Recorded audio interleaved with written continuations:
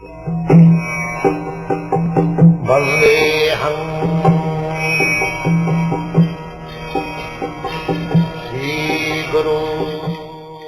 following is a class on the Bhagavad Gita as it is, second chapter, text number 14, given by His Divine Grace, A.C.Bhaktivedanta Swami Prabhupada, recorded on the 21st of June, 1974, in Germany.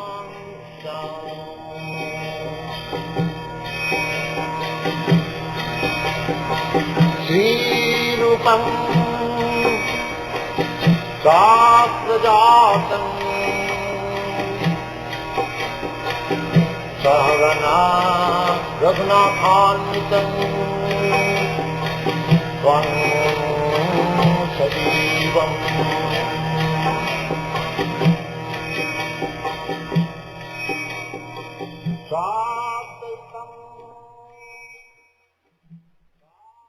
In the previous class, it has been described that Dehinasmin Yathadehi Kaumanajoguna.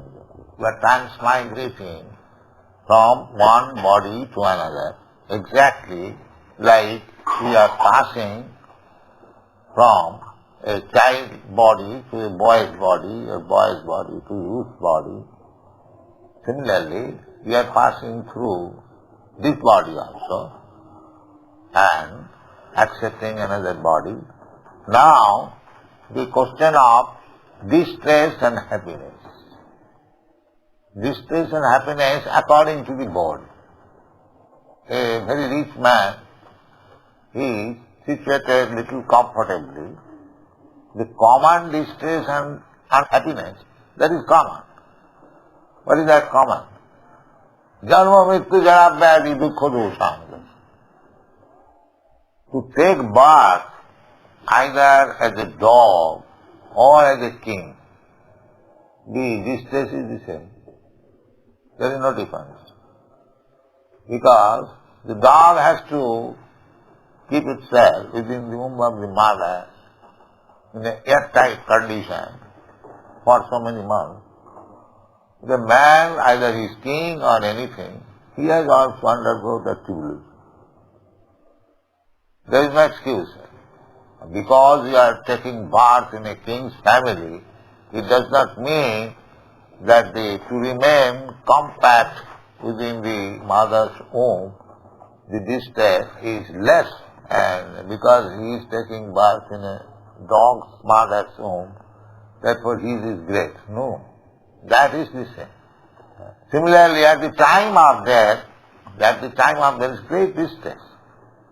It is so strong that one has to leave this body. Just like when the distress becomes very strong, one commits suicide. He cannot tolerate. Finish this body. So, nobody wants to leave this body. But the distress is so strong that one is forced to leave this body. That is called death. In the Bhagavad Gita you find that Mrityu sarva harasya aham. Krishna says that I am death. And what is the meaning of death? Death means I take everything from you. Finish. I take his body, I take his association, I take his country, I take his society, I take his bank balance and everything finished. Sarva haras. Sarva means everything. Everyone is trying to accumulate big bank balance and big house, big family, big motor car, etc. But with the death, everything is finished. So that is great distress. Sometimes one cries. You find at the time of death in coma, his eye drops are coming out. He is thinking, I made so many things so nicely to live comfortably, and now I am losing everything. Great distress. I know one friend in Allahabad. He was very rich man. So, he was only 54 years old. So he was requesting, crying, doctor, can you not give me at least 4 years to live? I had a plan, I wanted to finish it. What the doctor can do? That is not possible. You must get out. But these foolish people, they do not know. But we have to tolerate. We have to tolerate.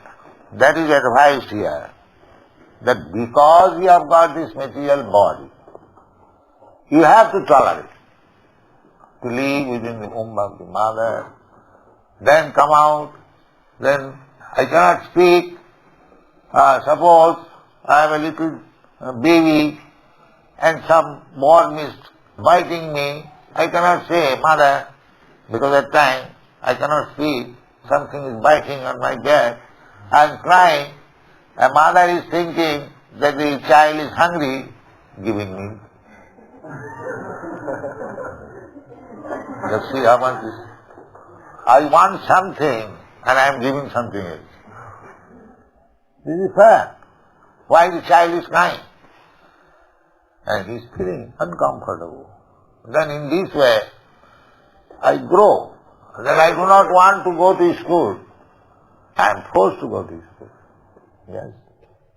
At least I was like that. I never wanted to go to school. And my father was very kind. So, you know, all right, why you are not going to school? I say, I will go tomorrow. All right.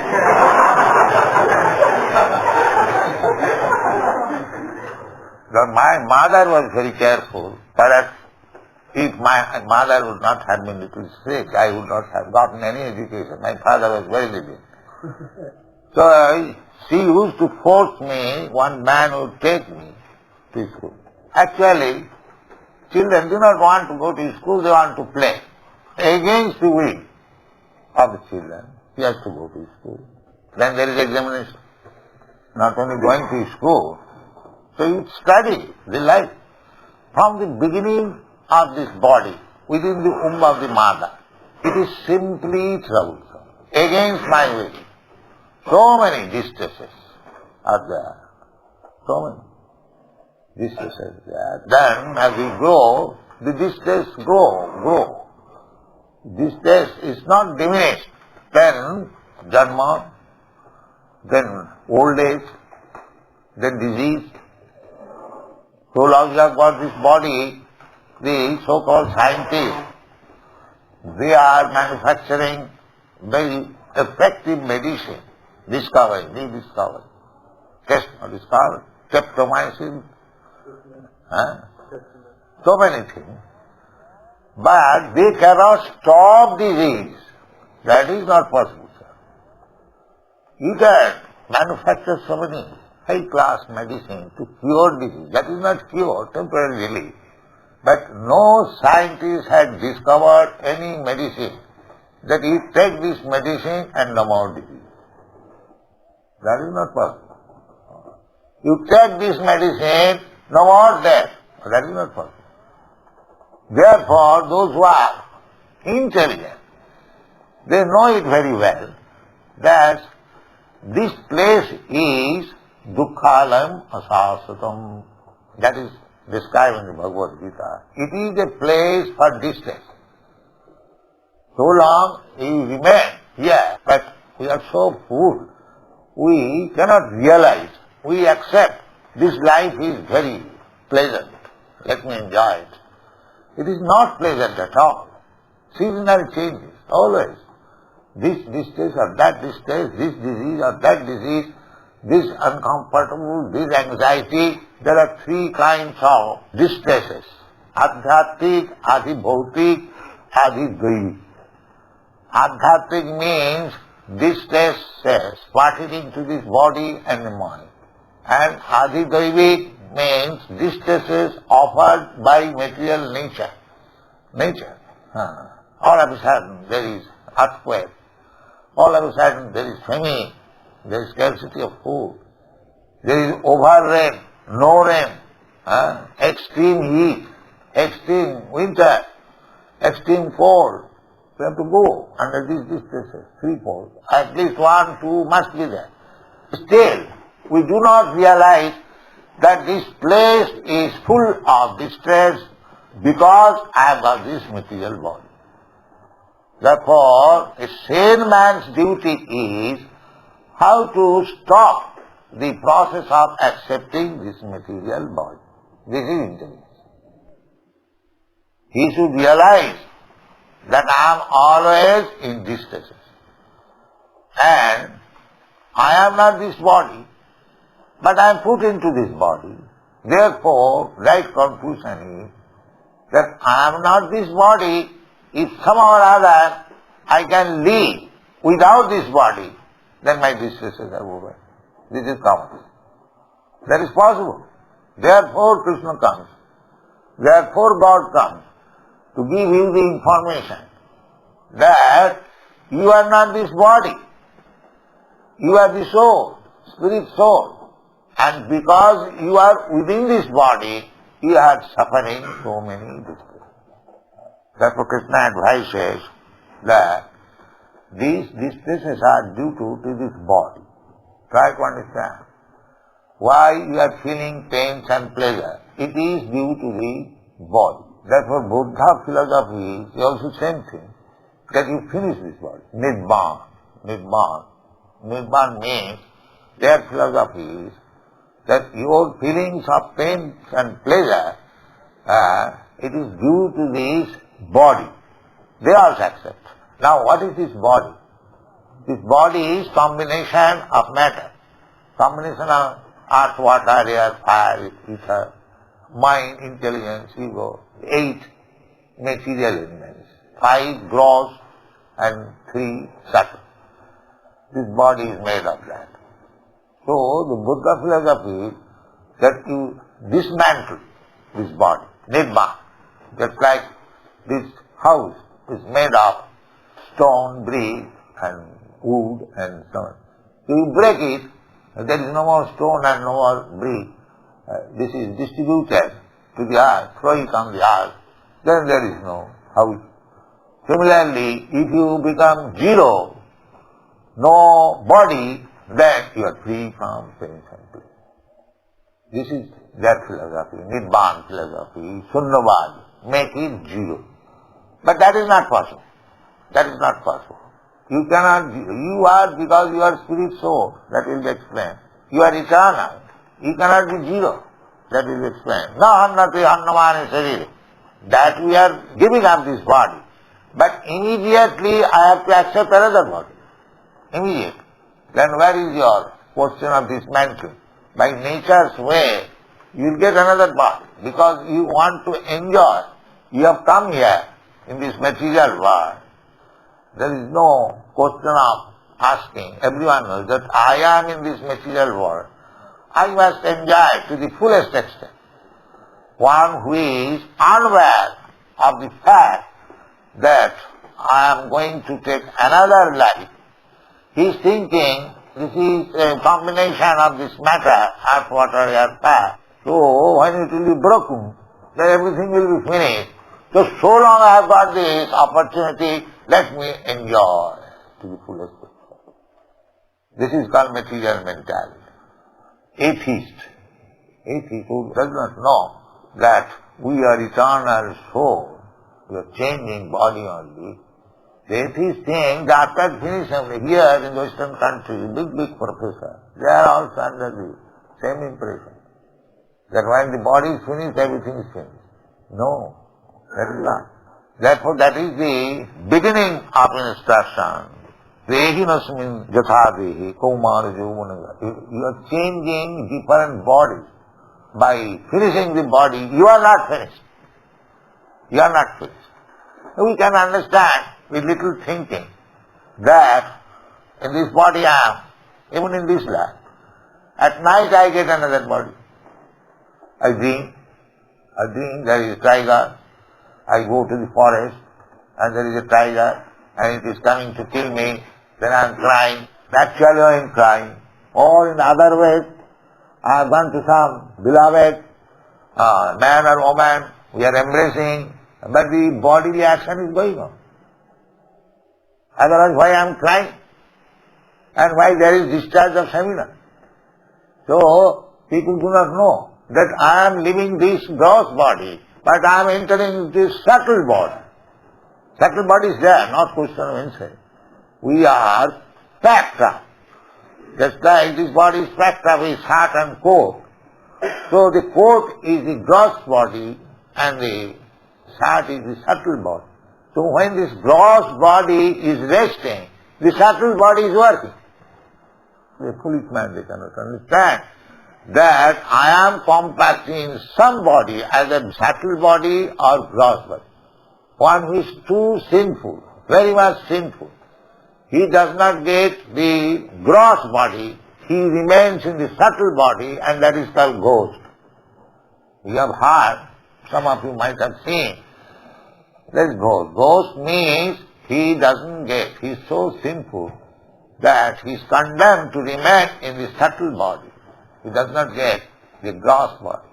Therefore, according to Vedic system, there is Shraddha ceremony. If the father or relative has not gotten the gross body, by that ceremony he is allowed to accept a gross body. That is Vedic system.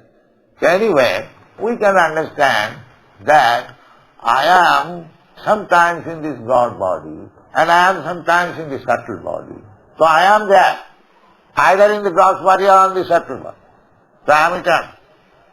But when I work with the subtle body, I forget this gross body. And when I work with this gross body, I forget the subtle body. So either I accept the gross body or subtle body, I am eternal. I am eternal. Now the problem is how to avoid this gross body and subtle body. That is problem. That means when you remain in your original body, in spiritual body, and do not come to this gross or subtle body, and that is your eternal life. That is we have to achieve. This human life is a gift by the nature or by God. Now you realize that you are changing your different conditions, distress and happiness, being forced to accept some kind of gross and subtle body. That is the cause of your pain and pleasure. And if you get out of this gross and subtle body, remain in your original spiritual body, then you are free from these pains and pleasure. That is called mukti. Mukti, there is a Sanskrit word. Mukti means liberation. No more gross body, no more subtle body. But remain in your own original spiritual body. This is called mukti. Mukti means, it is described in the Bhagavatam, mukti hitva annatharupam sarupena avasthiti. That is called mukti. Annatharupam. Annatharupam means in otherwise, staying or living in otherwise. Otherwise means that I am spirit, soul. I have got spiritual body. But some or other, circumstantially, on account of my desire, I get sometimes human body, and sometimes dog's body, sometimes cat's body, sometimes tree's body, sometimes demigod's body. There are different 8,400,000 different forms of body. So I am changing according to my desire and according to my infection. Karanam gunasangasya. These are the subtle things. That is the real knowledge of human being. Not to invent something for temporary happiness. That is foolishness. That is foolishness. Wasting time. If we invent something for the comforts of the present body, I shall live very comfortably, that you will not be allowed, sir, to live comfortably. First of all, you know, suppose a man is constructing very nice house, very strong house. It will never fall down in any circumstances. That's all right, but what you have done for yourself, that you will never die, so that you will enjoy this. No, let me have a very strong built house. So how is human she goes there? A strong beam nation. Just as Napoleon constructed strong beams, arches. But where he has gone, nobody knows.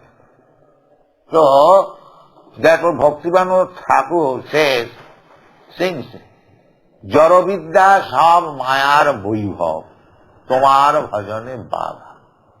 The more we advance in so-called material happiness, or material advancement, the more we forget our real identity. This is the result. So, we should understand that we have got a separate business, real business, that is called self-realization. That I am not this body, this is self-realization. That is being instructed by Krishna in the beginning. You are not this body. The first understanding, first knowledge is to understand that I am not this body, I am spirit soul. I have got a different business. It is not that these temporary actions or activities, like as a dog or as a human being or as a tiger or as a tree or as a fish, there are activities. Ahara nidra bhaya vaikumancha. The same principle of bodily necessities, eating, sleeping, sex life and defense. But in the human form of life, I have got a separate business, self-realization, to get out of this body entanglement. And that is called knowledge. Without this knowledge, anything we are advancing in knowledge, that is foolishness. That's all. Samayeva hi kevalam. Samayeva hi kevalam. Samayeva hi kevalam means simply working uselessly and wasting time. You cannot check the nature's law. Suppose in this life you are a very big leader, prime minister and everything, that's all right. But according to your mentality, you are creating next life. So, in this life you remain a prime minister and next life you become a dog. Then what is the benefit? Therefore these atheist fools, they want to deny next life. That is very horrible for them. That is very horrible. If they accept next life, they know that life is very sinful. Then what life they are going to get? By the laws of nature. When they think of it, they shudder. Better deny it. Better deny it. Just like a rabbit, the enemy is in his pond and he is going to die. But he thinks, let me close my eyes, I am out of it. This is atheistic view. They are trying to forget that there is no. Therefore they deny. There is no life. Why not? Krishna says that you had a childhood body, you had a baby. Where is that body? You have left that. You are in different body. Similarly, this body will change. You get another body. And who says? Krishna says, the most superior authority. He says. I may not understand, but when he says, this is the process of our knowledge. We accept knowledge from the perfect person. I may be fool, but the knowledge received from the perfect person is perfect. This is our process. We don't try to speculate that may or may not be successful. But if you accept knowledge from the perfect authority, that knowledge is perfect. Just like we are speculating, who is my father? You can speculate, who is your father?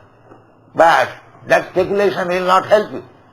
You never understand who is your father. But you go to your mother, the supreme authority, she immediately, here is your father. That's all. And you cannot know father in any other way. There is no other way. This is practical. You cannot know your father without the authoritative statement of your mother. Similarly, things which are beyond your perception, among manasa, you cannot think of, you cannot speak of. Sometimes they say God cannot be spoken, God cannot be thought of. That is all right. But if God Himself comes before you and says, here I am, then where is the difficulty? I am imperfect. I cannot know. That's all right. But if God Himself comes before you.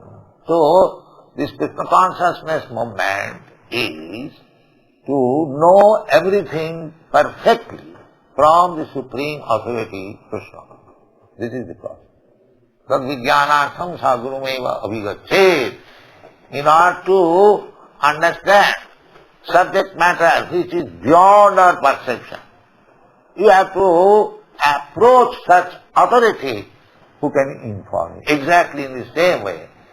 To understand who is my father is beyond my perception, beyond my speculation. But if I accept the authoritative statement of my mother, this is perfect.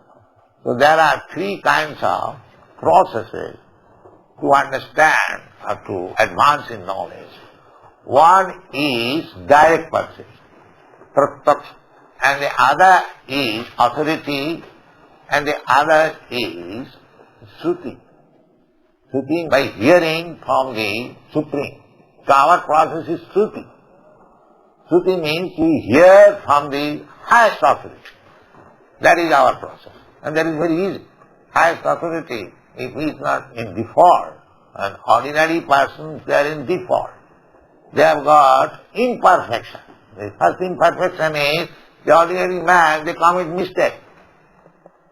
Any great man of the world you have seen that they commit mistake. And their illusion, they accept something as reality, which is not reality. Just like we accept this body as reality. This is called illusion, but this is not reality. I am soul, that is reality. So this is called illusion. And then with this illusory knowledge, imperfect knowledge, we become teacher. And that is another cheating. They say, all these scientists and philosophers, perhaps it may be, what is your knowledge? It may be, and perhaps, why you are taking the post of a teacher? In future, we shall understand, what is this future? We do accept a post-dated check. In future, I shall discover, and therefore I am scientist. What is the scientist? And above all, our imperfectness of senses. This guy you are seeing one another because there is light. If there is no light, then what is the power of my seeing? But these rascals do not understand that they are always defective and still they are writing books of knowledge. What is your knowledge? We must take knowledge from the perfect person. Therefore, we are taking knowledge from Krishna, the Supreme Person, the perfect person. And he is advising that if you want to stop your pains and pleasure, then you must make some arrangement not to accept this material body. That is advising Krishna. How to avoid this material body. That has been explained. This is the second chapter. In the fourth chapter, Krishna has said that Janma karma me dibbam jujanati tattvata takta deham punarjanma naiti mamiti. You simply try to understand the activities of Krishna. These activities of Krishna is there in the history, in the Mahabharata. Mahabharata means greater India, or greater Bharat, Mahabharata, history. In that history, this Bhagavad Gita is also there. So he is speaking about himself. He tries to understand Krishna. This is our Krishna consciousness movement. Simply try to understand Krishna, his activities. It is not impersonal. Janma karma me dibbam. Karma means activities. He has activities. Why he is taking part in this world, activities? Why he comes? Jada jada hi dharmasya grani bhavati bharata. Abhutthana adharmasya. Tadatmanam srijamaham. He has got some purpose, he has got some mission. So try to understand Krishna and his mission and his activities, that is sky, in a historical form. So what is the difficulty? We read so many things, history or the activities of some leader, some politician. The same thing, same energy you apply for understanding Krishna. What is the difficulty? Krishna therefore, he manifests himself with so many activities.